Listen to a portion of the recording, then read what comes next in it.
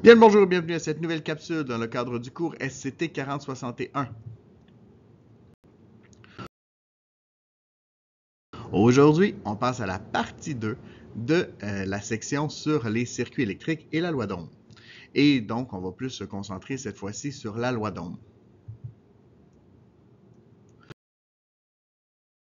Vous vous souvenez de M. Ohm? Et M. Ohm, la question qu'il se pose, c'est existe-t-il un lien entre la tension, la résistance électrique et l'intensité du courant? Et vous vous doutez que la réponse sera évidemment.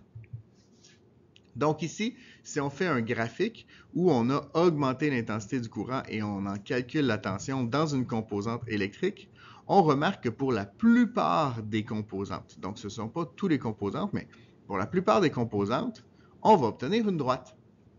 Et que la pente de cette droite-là, ça correspond à la résistance électrique. Donc on vient de faire le lien entre les trois dimensions. Donc ici, si on regarde la formule que ça nous donne U est égal à RI, où U est la différence de potentiel, R, la résistance électrique, et I, l'intensité du courant.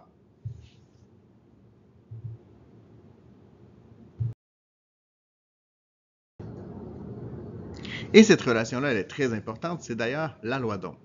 Maintenant, si on s'intéresse à la puissance. Donc la puissance, c'est quoi d'abord? C'est la quantité d'énergie transformée par une composante par unité de temps.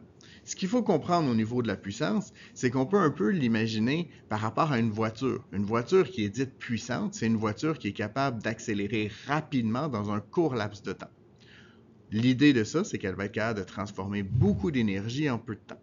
C'est donc ça qui va nous donner la définition de la puissance. La puissance électrique, elle est exprimée en watts, et l'énergie maintenant. Donc, j'ai parlé d'énergie, on va y revenir un petit peu. L'énergie, elle est exprimée en joules. Cependant, un joule, c'est petit. C'est pour ça que les factures d'Hydro-Québec, en fait, ils ne sont pas exprimés en joules. Comme on préfère avoir une unité plus grande, ben on va travailler avec le kilowattheure.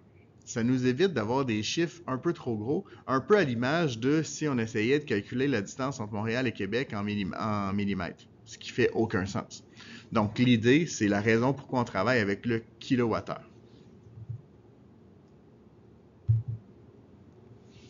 Donc la formule qui découle de ce que je viens de dire, c'est que la puissance, c'est égal à l'énergie sur le temps. L'énergie, dans le fond, quand on en parle en termes de joules, eh bien, ça va être des watts et des secondes. Alors que quand on parle en kilowattheure, eh bien, la puissance va être en kilowatts et le temps va être en heures.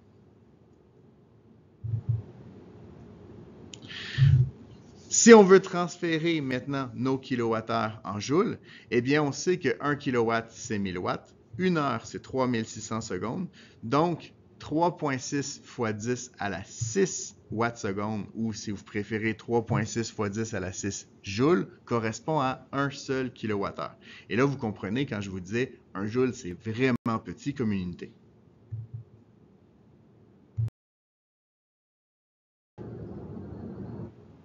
Maintenant, si on s'amuse un peu avec ces formules-là, on peut dire que la puissance, c'est aussi égal au volt multiplié par les ampères. Et donc, en jouant avec les formules, on peut dire que E sur T est égal à UI, parce que c'est deux éléments qui correspondent à la puissance, et donc que l'énergie, c'est égal à UI delta T. Donc, c'est une autre formule qui nous donne l'énergie électrique. Au niveau de la puissance dissipée dans une composante, eh bien, on peut encore une fois faire un jeu de formules. Donc, si on fait ce qu'on appelle une substitution mathématique, autrement dit, si je remplace dans la formule P est égal à UI, si je remplace le U par le RI, parce qu'on sait que U est égal à RI aussi, ça va nous donner une formule qui nous donne P est égal à RI carré. Et ça va nous donner la puissance dissipée par la composante. Et c'est ce qui met fin à cette capsule. J'espère qu'elle vous a plu. Vous êtes maintenant les experts. À vous de surpasser le maître.